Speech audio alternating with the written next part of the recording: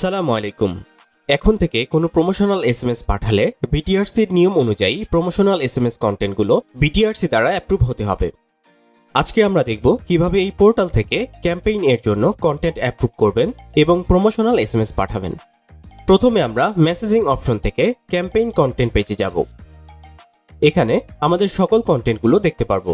Campaign content পেজে আসার পর অ্যাড নিউ বাটনে ক্লিক করে ক্যাম্পেইনের জন্য একটি নাম এবং মূল কন্টেন্ট এখানে দিয়ে সেভ করব।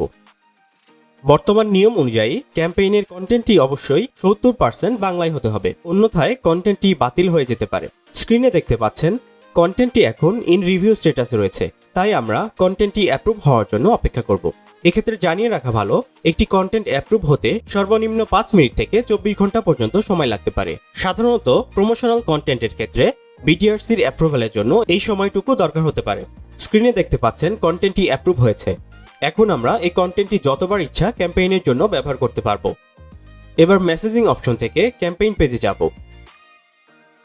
আপনাদের যদি কোনো সেন্ডার আইডি অ্যাপ্রুভ থাকে তাহলে সেটি সিলেক্ট করতে পারেন। ক্যাম্পেইনের রিসিপিয়েন্টসগুলো আমরা ফাইল থেকে অথবা যে কোনো কন্ট্যাক্ট গ্রুপ থেকে নিতে পারি। ফাইলের ক্ষেত্রে কোন ফরম্যাটের নাম্বারগুলো থাকতে হবে তা জানার জন্য স্যাম্পল ফাইলগুলো দেখে নিতে পারেন। এরপর আমরা আমাদের অ্যাপ্রুভ যে কোনো কন্টেন্ট সিলেক্ট করে এসএমএস পাঠিয়ে দিতে পারি।